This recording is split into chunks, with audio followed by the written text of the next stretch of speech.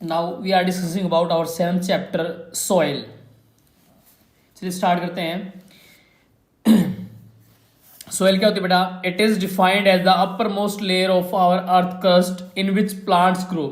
Soil क्या बेटा? जो हमारी अर्थ की जो लेयर्स होती है ना, अर्थ की जो बेटा लेयर उनको डिवाइड किया गया 3 पार्ट के अंदर। तो जो सबसे बाहरी वाली लेयर होती है ना, उसको बोलते हैं crust.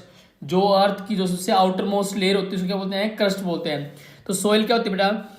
It is defined as the upper most layer, यानी सबसे बाहरी लेयर होती है of the earth crust in which plants grow, जहां पे प्लांट्स क्या करते हैं बेटा? ग्रो करते हैं। यानी सोइल क्या होती है?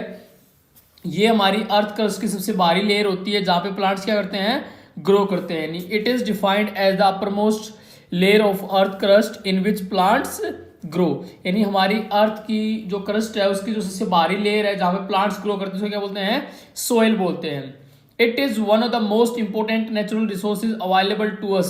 यानी हमारे पास जो नेचुरल रिसोर्सेज होते हैं ना बेटा, उनमें से एक मोस्ट इंपॉर्टेंट क्या है? सोइल है। यानी soil is also the natural resource. यानी it is one of the most important natural resources available to us. यानी जो हमारे पास नेचुरल रिसोर्सेज अवेलेबल है बेटा, उनमें से एक इंपॉर्टेंट नेचुरल रिसोर्स क्या है? सोइल है। यानी soil is also the important natural resource. Plants need soil to grow. Plants को बेटा सोइल की जरूरत होती है ग्रो करने के लिए। हमें पता है प्लांट्स कहाँ लगा देते हैं? मिट्टी के अंदर ही लगा देते हैं। तो प्लांट्स को ग्रो करने के लिए क्या चाहिए? सोइल भी चाहिए। तो plants need soil to grow. यानी प्लांट्स को ग्रो करने के लिए, बढ़ने के लिए किसकी जरूरत होती है? सोइल की। It holds the roots of the plants firmly and provides water and other essential nutrients to help them prepare food. यानी क्या करता है जो सोइल होती है बेटा? It holds the roots of the plants, यानी जो प्लांट्स की जो रूट होती है ना, जड़ होती है, उनको पकड़ के रखती है। एंड प्रोवाइड्स वाटर, उसको वाटर प्रोवाइड करती है। किसको बेटा? प्लांट को। एंड अदर एसेंशियल न्यूट्रिएंट्स, और जितने भी बाकी जरूरी न्यूट्रिएंट्स होते हैं वो सारे के सारे न्यूट्रिएंट्स प्लांट्स को कहां से मिलते हैं बेटा? सोइल के द्वारा ही मिलते हैं। To help them prepare food, यानी जिसके द्वारा प्लांट्स क्या प्रिपेयर करते हैं बेटा? फूड प्रिपेयर करते हैं। वो सारे के सारे न्यूट्रिएंट्स कहां से मिलते हैं? प्लांट को सोइल के द्वारा ही मिलते हैं।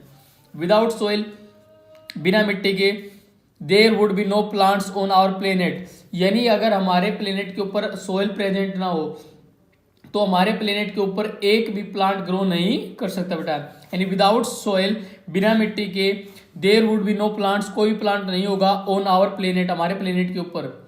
Beside this, soil is a home to many insects and micro organisms. इसके बाद जो मिट्टी होती है वो एक प्रकार का घर होती है। किसके लिए होती है बेटा?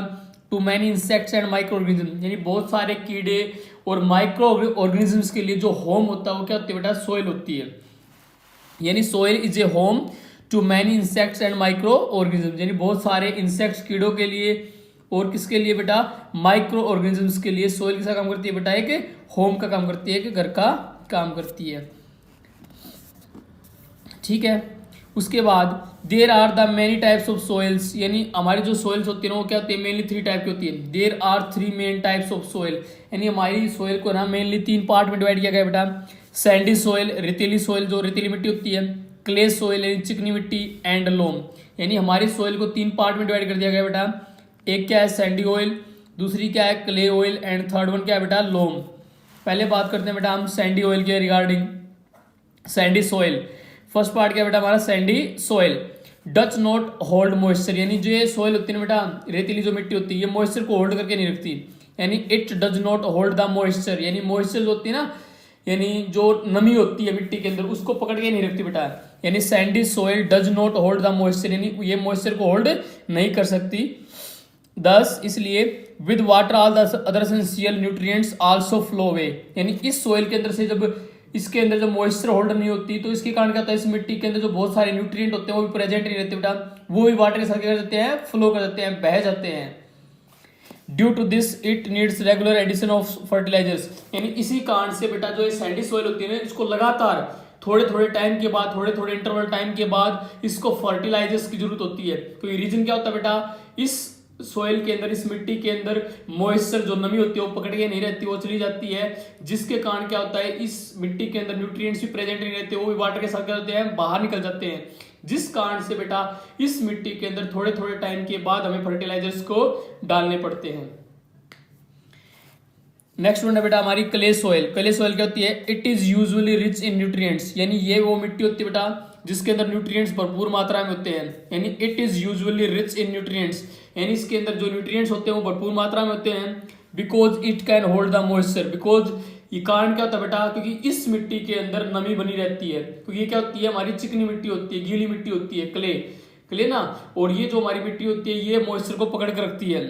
But it forms hard lumps when wet, लेकिन बेटा जब ये गीली होती है तो इसके अंदर बड़े बड़े पार्ट्स बन जाते हैं, पत्थर से बन जाते हैं, टुकड़े बन जाते हैं, क्लियर ना, मिट्टी के।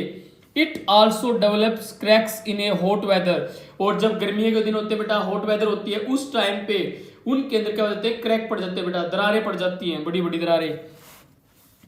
Causing harm to the roots of the plants, जिसके कारण जो हमारे प्लांट्स इस सोयल के अंदर लगे हुए होते हैं उनके लिए क्या होता है? नुकसानदायक होता है। तो उनके लिए क्या होता है बेटा? नुकसान होता है।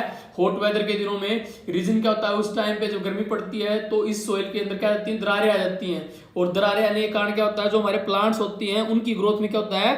नुकसान होता है बेटा, उनकी रूट्स क्या हो जाती हैं? खराब हो जाती हैं। तो ये उस चीज के लिए क्या है? ये नुकसानदायक भी है बेटा, क्लियर। थर्ड पार्ट बेटा हमारा क्या है? लोम। लोम कैन होल्ड द मॉइस्चर, यानी लोम जो होती है हमारा थर्ड पार्ट है सोइल का, ये भी मॉइस्चर को पकड़ के रखती है। And is rich in nutrients, और इसके अंदर भी बहुत सारे न्यूट्रिएंट प्रेजेंट होते हैं बेटा। जो लोम होती है it can hold the moisture, यानी मॉइस्चर को भी पकड़ के रखती है। एज वेल एज, साथ साथ it is rich in nutrients, यानी इसके अंदर बहुत सारे न्यूट्रिएंट प्रेजेंट होते हैं बेटा।